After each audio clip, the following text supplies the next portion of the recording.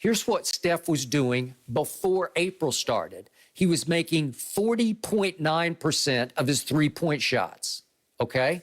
So that was a career low. If that had stayed on pace for the whole year, that would be a career low for him from three. Think about that. Everybody else would take 40% from three. Okay, they would, but this is the most extraordinary shooter we've ever seen. So remember, his career average from three is 43.4. So he was at 40.9. So he was basically 41%. Yeah, he was basically two and a half points under his career average. Right. Okay, now he's up to 43.1 with this hot streak. Okay, that's still below his career average, and that ranks 13th of the 160 qualified three-point shooters. So if we're talking about MVP, if you do the big picture of what happened for the whole season, which you got to have a body of work, right? Exactly. Okay, he ranks 13th in three-point shooting in the NBA right now. Just for perspective, Joe Ingles, who I watched drill your team last night, he's making 49% of his threes for the whole year. He's ridiculous. Okay, that's ridiculous, but they're just bombs away. That's all they do is jack up threes.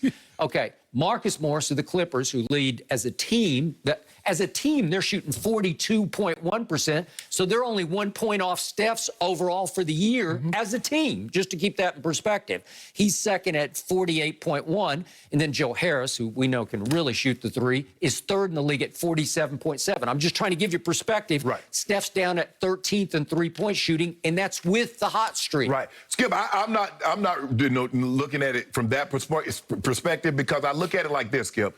They're not shooting the volume. Steph Curry's going 10 of 17. He's going 11 of 19 from the three. Now, it'll be interesting to see if those other three guys that are in front of him shot the volume of threes, would they still maintain? Because if Joe Ingles shot 49% from the three, with the volume that Steph is shooting, he'd be averaging 40 a night. So that might come into play. We hear all these old timers say, could argue. If I played now, I'd be averaging 45, 50 points a game.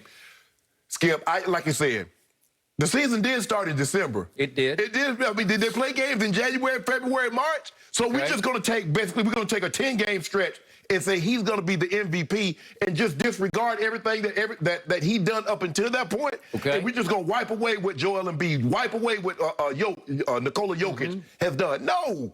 Okay.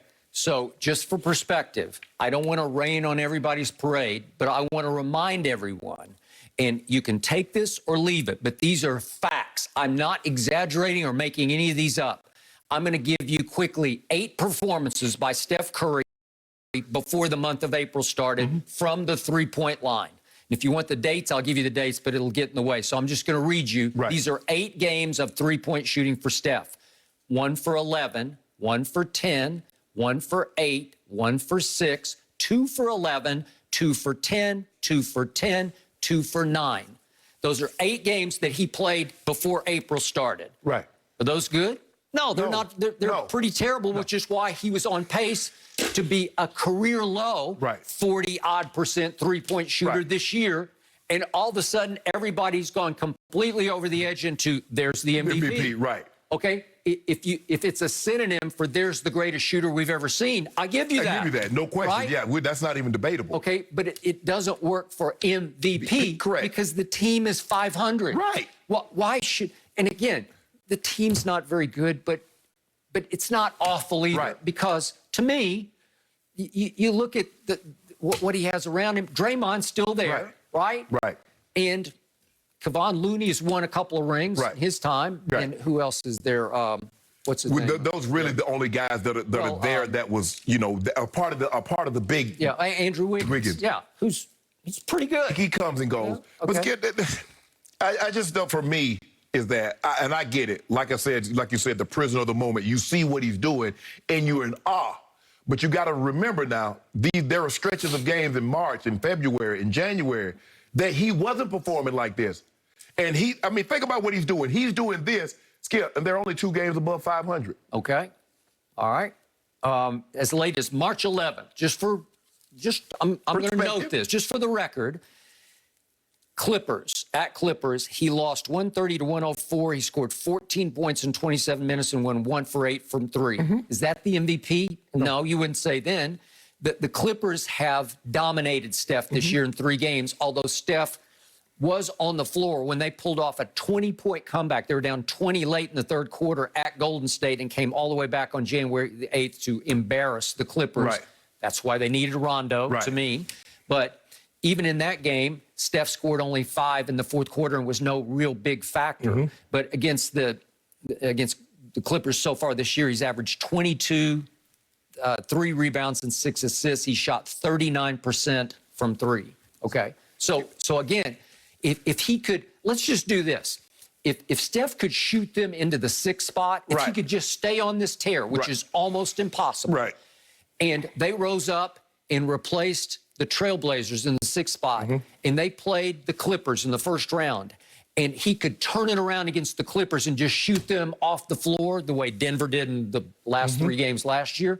Well, then you start having a conversation about that's that guy. Yeah, Then we'd start ranking him all time. Well, yes, Skip, if he could somehow get them to the 4th or the 5th seed, Skip, because if we look at Russ, remember when Russ had that triple-double season? Yep. He was the 4th seed. Well, okay, fine. But were we going to give, were they going to give Russ the MVP? But we hadn't seen that since Oscar in '63. But I don't believe Russ would have got the MVP if he had been the 8th seed, even if we had never seen it before. I mean, it was close to not being MVP at the 4th seed. I mean, but we just saw James Harden last year go average 36. Yep. And we saw James Harden have multiple months where he had average 40.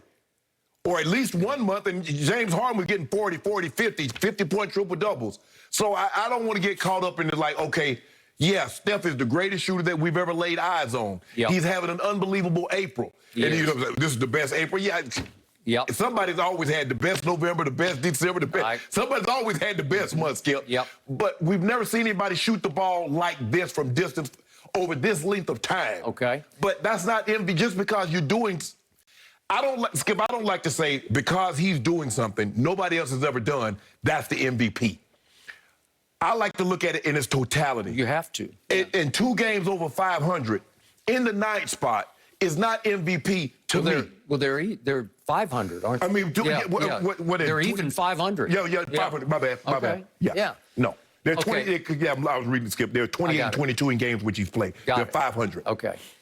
So now he's the first player in NBA history over 33 years of age to score 30-plus in 11 straight games that eclipsed the Kobe mark. Right. Okay.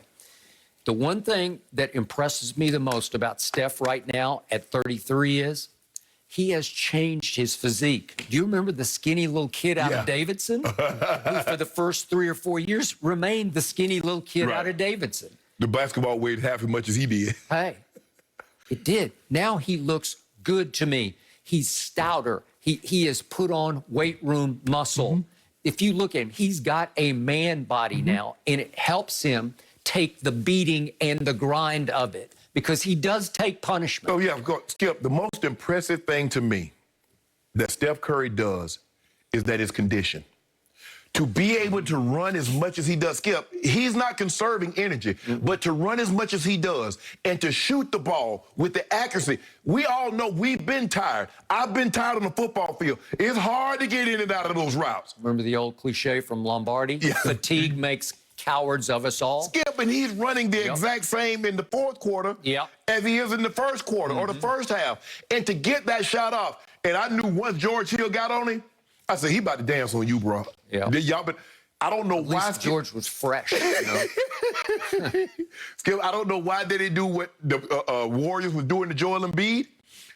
Sending 2 at it. But Skip, it got to the point he saw it coming and started jacking it up from 30. He did. Well, you can't do anything about that. When he goes out of his mind and out of this world, it's just over. You can't stop it because there's no limit to it. Right. Half court is the limit. Exactly. The only hope you have is that he steps back court, right? Right, exactly. That's his range, is half court. We've never seen guys, and Steph was the first one that you got to literally pick him up at half court. Yep. Because Skip, you remember that Saturday night against OKC? OKC was beating them the whole night. And then Steph Curry took 2 dribbles past half court and let it go. Yep. Well, he's having a phenomenal season. And he make me sick with how good he can shoot the ball. It's not fair a damn man should be able to shoot the ball like this with the ease and the effortlessness in which he shoot it. And it goes in. You like, how you miss that? If he misses a wide open shot, Skip, you like, how you miss that? It's almost like a three-pointer is a free throw to him. Yep. but that's not the MVP, Skip. I'm very impressed. It takes a lot to impress me. I'm extremely impressed with what he's doing, but I don't think the